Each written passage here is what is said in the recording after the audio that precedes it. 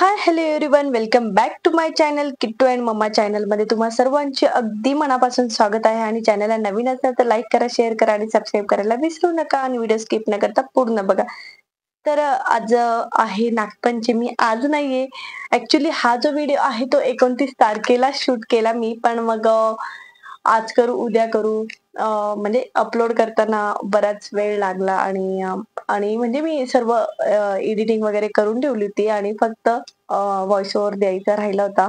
तर तो मागे राहिला तर मागेच राहिला. त्याला म्हटलं आता ड्राफ्ट मधले जेवढे व्हिडिओ असतील तर तेव्हा आपण ते सर्व आता अपलोड करून देऊया. तर मग म्हटलं चला आज हा फायनली मुहूर्त लागलेला आहे. नागपंचमीचा व्हिडिओ मी आज तुमच्या सोबत शेअर करणार आहे. तर हे जे काही करते ही माझी आई आहे आलेली माझ्याकडे. तर आज आम्ही नागपंचमीच्या दिवशी बनवतो गव्हाची खीर. तर त्यासाठी ही सर्व तयारी केली. आधी गहू वगैरे धुवून घ्यायचे. थोडंसं पाणी टाकून 5-10 मिनिटासाठी आपण भिजत घालायचे आणि ते पाणी निथरून घ्यायचं आणि त्यानंतर थोडं अर्ध्या तासांनी किंवा 1-1.5 तासांनी आपण त्याला मिक्सरमधनं बारीक करून घेऊ शकतात किंवा खलबत्त्यातनं पण बारीक करून आपण त्यातला जो काही कोंडा असतो तो उडवून घ्यायचा. म्हणजे सुपड्याने वगैरे आपण त्याला क्लीन करून घ्यायचा आणि दुसऱ्या दिवशी मग आईने तो छान असा पाण्यात जो गहू आपण तयार केलेला होता खिरीसाठी, तर तो पाण्यातनं व्यवस्थित क्लीन करून घेतला आणि त्याला मी आता 4 ते 5 शिट्ट्या देऊन घेणार आहे. आणि जितका गहू जास्त शिजवला तेवढी ती खीर खूप छान लागते. आणि नागपंचमी असल्यामुळे तर बऱ्याच गोष्टींना नाही म्हणजे हे करू नका, ते करू नका.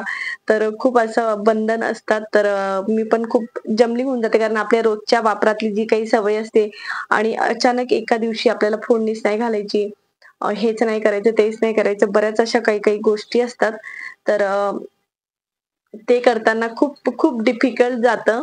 तर इथे मी जे काही पीठ भिजवून घेतलं आहे ते कानोल्यांसाठी भिजवून घेतलं आहे. तर इथे मी गव्हाचं पीठ घेतलेलं आहे आणि त्या चवीसाठी मीठ घातलेलं आहे आणि तेल टाकून घेतलेलं आहे आणि जेणेकरून आपले जे काही कानोले आहेत ते मऊ होतील.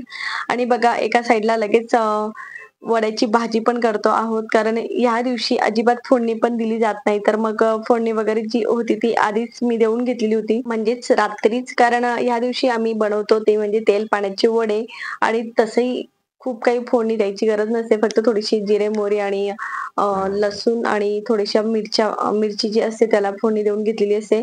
आणि मग सकाळी त्याच तेलात मी फक्त थोडेसे वडे होते, तर ते थोडेसे तेलातनं फ्राय करून घेतले आणि त्याला फक्त मीठ, मसाला वगैरे टाकून आणि पाण्यातनं फक्त आता शिजवून घेणार आहे. तर खरंच खूप छान लागतात हे तेल पाण्याचे वडे. तर ह्या कानोल्यांसोबत तर मला आवडतात म्हणजे आवडतातच. आणि म्हणूनच मी म्हणजे आज तर जेवायला फक्त मी आणि माझी आईच आहे. तर आम्ही दोघांना तशी काही गरज नव्हती करायची, पण तरी म्हटलं नाही करूया, कारण तिला खीर खूप आवडते. म्हणून असं वड्याची भाजी खावी असं तसं काही नव्हतं. तर मग माझ्यासाठी तर मला बनवायचीच होती. मी म्हटलं खूप दिवसानंतर आपण कानोल्यांसोबत ही भाजी बनवतो. आणि लगेच मग त्यानंतर मग मी देवपूजा वगैरे करून घेतली. सकाळीच आईने देवपूजा करून घेतली होती, पण मला रांगोळी वगैरे काढायची होती, ती मी करून घेतली. आणि ते नैवेद्य दाखवायचा होता आपल्याला, जो काही असतो दुधाचा, तर तो दाखवून घेतला. आणि त्यानंतर मग तोपर्यंत जे काही आपण कानोल्यांचं पीठ होतं ते भिजवून ठेवलेलं होतं, तर ते मुरवून झालेलं आहे. आणि त्यानंतर मग मी आता कानोले लाटायला घेतलेले आहेत. तर कानोले बघा एकदम पातळ असे लाटायचे आहेत.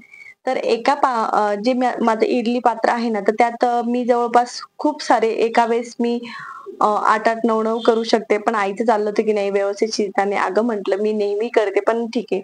तर तिलाही त्या गोष्टीचा एवढा अंदाज नव्हता. म्हटलं चला तिचंही ऐकून घेऊया. म्हणून मग मी 2च पात्रे लाटून घेत होती आणि एक खालच्या भांड्यात आणि एक वरच्या भांड्यात असं टाकून ते शिजवले. तर बघू शकतात एकदम असे पातळ लाटायचे असतात. तर इकडे पाणी उकळत ठेवलेलं आहे इडली पात्रात. आणि जे काही मी भांडं ठेवलेलं आहे त्याला फक्त त्या भांड्याला थोडंसं तेल लावून घेतलं आणि त्यावर आता कानोले मी थोडेसे वाफेवर ठेवणार आहे. पण ह्या दिवशी ना आपण जे पण काम करतो त्याला इतका उशीर लागतो, कारण आपण पोळ्या वगैरे इतक्या फास्ट करत असतो आणि पटकन लगेच शिजून पण होतात. आणि म्हणजे असं रोजचं जे काम असतं ते आपलं डेलीच रुटीनच असतं म्हटल्यावर आपल्याला त्याला काही इतकी अडचण येत नाही. पण जेव्हा कधी एखाद्या दिवशी असं काहीतरी वेगळं काहीतरी काम करायचं असतं, तर तेव्हा खूप साऱ्या गोष्टींना फेस करावं लागतं. तर आज माझ्याकडनं नाही, जर मला आता खीर बनवायची होती, तर काल मी खिरीसाठी बऱ्यापैकी तयारी करू शकत होती. पण मी फक्त जे काही गहू होते तर तेवढेच घेतले आणि तेवढंच करून ठेवलं. आणि किट्टूला स्टडी घेता घेता ना मला आठवलं पण की अरे आपण खोबऱ्याचा किस वगैरे करून ठेवूया, कारण उद्या खीर करायची आहे. तर तेवढ्यात किटूने मला काहीतरी काम सांगितलं आणि ते पण मी विसरली. आणि म्हणून काजू, बदाम काय मला जेवढे काही ड्रायफ्रुट्स होते तर तेही मला बारीक करून ठेवायचे होते. तर तेही काहीच झालं नाही. म्हणून म्हणून दुसऱ्या दिवशी मला इतकी अडचण आली जेव्हा खीर बनवायची होती. तर मी अक्षरशः हाताने तुकडे करून करून जे काही आपले खोबऱ्याचे काप होते तर ते मी केले आणि तसे टाकले.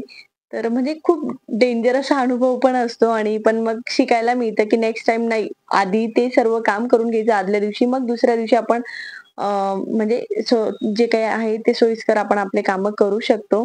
तर इथे बघा आपली जी काही खीर शिजायला ठेवली होती गव्हाची, तर ती रेडी झालेली आहे. तर बघा एकदम छान अशी गाळ शिजलेली आहे. तर त्यात मी थोडंसं आता पाणी ॲड करून घेणार आहे. थोडीशी शिजून झाल्यानंतर मग आपण दूध ॲड करणार आहे. तर आपण जेव्हा कुकर लावतो ना, तर तेव्हाच जवळपास 1 चमचा मी मीठ आणि तूप टाकून शिजवलेली आहे. कारण मीठ टाकल्याशिवाय ह्या खिरीला अजिबात टेस्ट येत नाही. तर जेव्हा आपण कुकर लावतो ना, तर तेव्हाच मीठ आणि तूप टाकून मग तेव्हा आणि थोडेसे वेलदोडे वगैरे ॲड करून मग आपण त्याला 4 ते 5 शिट्ट्या घेऊन घ्यायच्या आणि मग ती छान अशी शिजून जाते. तर इथे जी काही आपली खीर आहे ती थोडीशी पाणी वगैरे टाकून मस्त गाळ झालेली आहे आणि त्यात मी दूध ॲड करून घेतलेलं आहे. आणि तुम्ही बघू शकतात मी जे काही आजचे ड्रायफ्रुट्स आहेत तर ते खूप काहीतरी डोकं लावून ते बारीक केले आणि मग खिरीत टाकलेले आहेत आणि त्यानंतर ॲड केलेली आहे साखर आणि साखरऐवजी आपण गूळ सुद्धा यूज करू शकतो.